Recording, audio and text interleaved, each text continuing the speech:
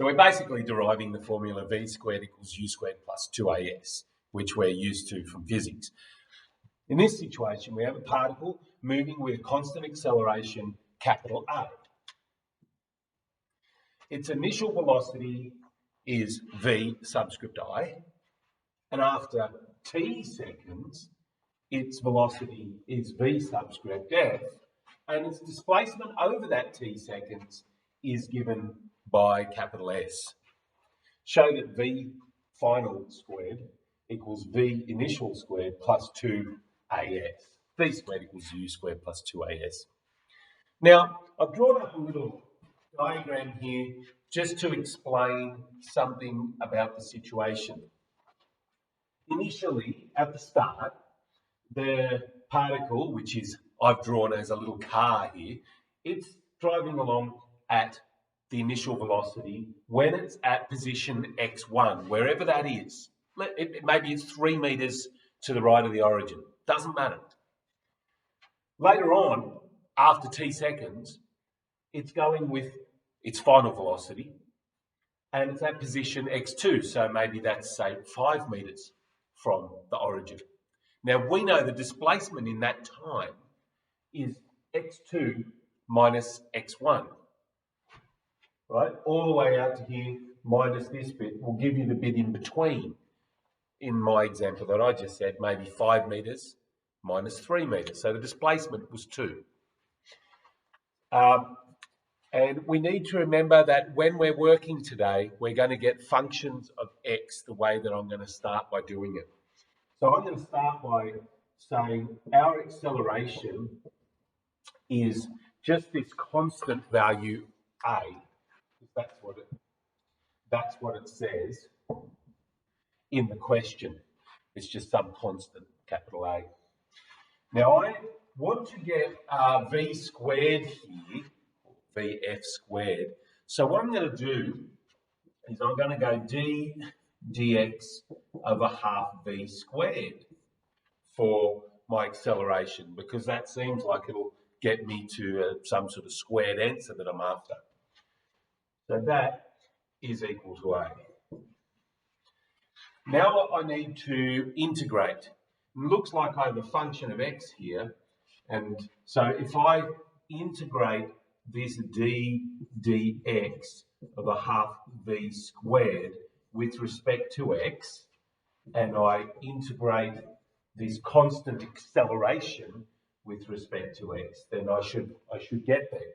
Now, if I'm integrating with respect to x, I'm actually integrating from x1 to x2. In that time slot, when everything happened, it went from x1 to x2. And if things are a function of x, then I have to look at what happened from x1 to x2. Okay, so we know the integral of d dx over half v squared dx is just a half v squared. So I can write that down. I'll just go down and give myself a little bit more room. That's just a half v squared, which this is a function of x, right? V is some function of x. You know, maybe v is 2x squared plus 3x plus 7, but it's some function of x that I've got there. That's a constant, so that's just ax from x1 to x2. I'll just give myself a little bit of room here. So if I integrate that, at first it's hard to see what's going on. How am I going to substitute in x2? But say this v here is some sort of function of x. Then when I put x2 in there, it'll tell me the value of v squared, half v squared. It'll work that out at the time when x is x2. But we know what the velocity is at that point. We know that v works out to be vf at at the time when we're at x2. So I can say there that I've got a half bf squared minus, and if I stick x1 into this equation of v that's a function of x, well, if I stick x1 into it, at that point, I'll get the initial velocity, because that's what v is when we're at x1. So that's a half of vi squared. And then this is a x2 minus a x1. All right, so this is a half into vf squared minus vi squared. And this is a into x2 minus x1. Now, as I said before, x2 minus x1, if you look at my diagram, that's the displacement. It started here, it ended here, so the difference between the end point and the start point is the displacement over that time period. And its displacement over t seconds is given by s. In other words, x2 minus x1 is s. So this is a s, and this is a half of vf squared minus vi squared. So vf squared minus vi squared equals 2as. So vf squared equals vi squared minus, plus 2as. Now that is just equivalent to your v squared equals u squared plus 2as that you normally see in your physics situation. Now, yes, there is another way that you might have gone about working that out, because you may have decided to look at functions of t. It would take longer if you did it thoroughly, but let's just have a quick look at that. So if you decide to say your acceleration is equal to a, and so that's dv dt is equal to a, and then you decide to integrate that. Well, if you integrate with respect to time, you get v equals at plus c, if you integrate both sides with respect to time. Okay, now when t equals 0, v is equal to vi. So vi equals a times 0 plus c. So c is equal to vi, which means this v is equal to at plus vi. So you moved yourself up one level by integrating with respect to time.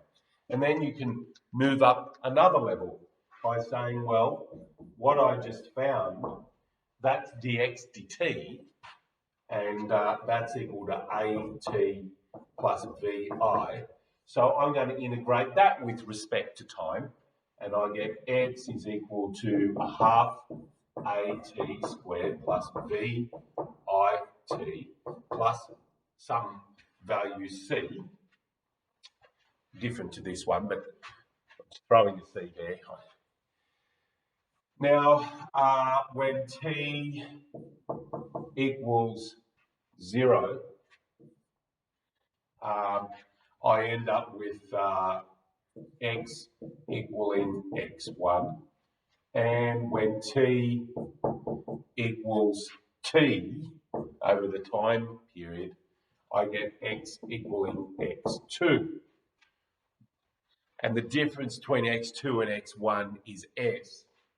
So if I substitute these values into this equation, I get x1 equaling a half a t squared plus 0.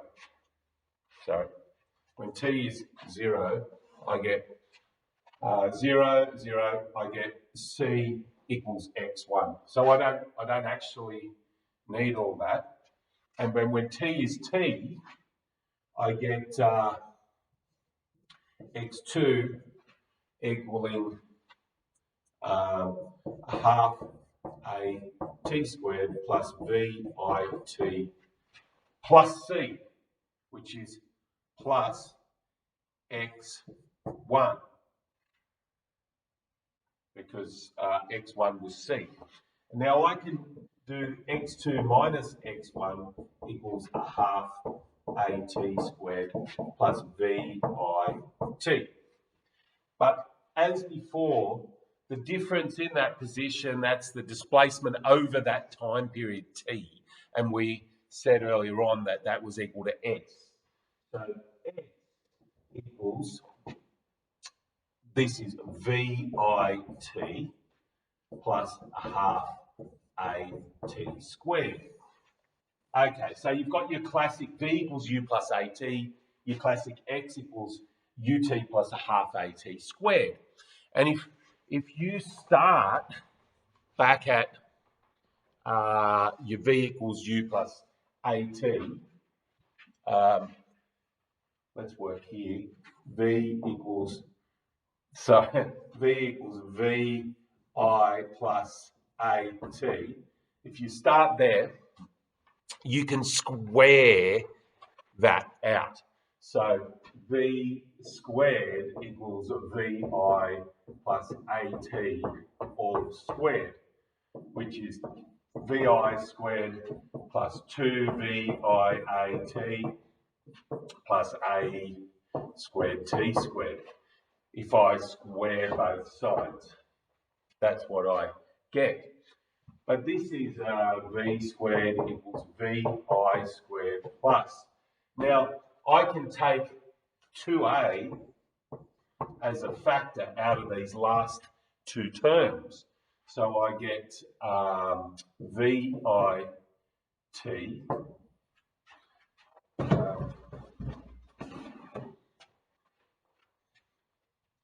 plus a half of A, because I've already got a squared there, and I need my t squared in there. So that's if I factor 2A out of these two terms.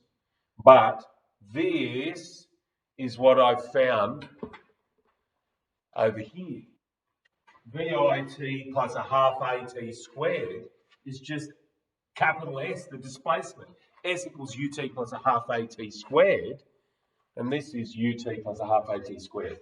So I've already shown that this in the brackets is just S. In other words, the final velocity squared equals the initial velocity squared plus twice the acceleration of the displacement over that time, or V squared equals U squared plus 2AS in your common physics terms. But that takes a lot longer to work through in steps with integrating with respect to time than it does if you go straight integrating by making the acceleration ddx of a half v squared.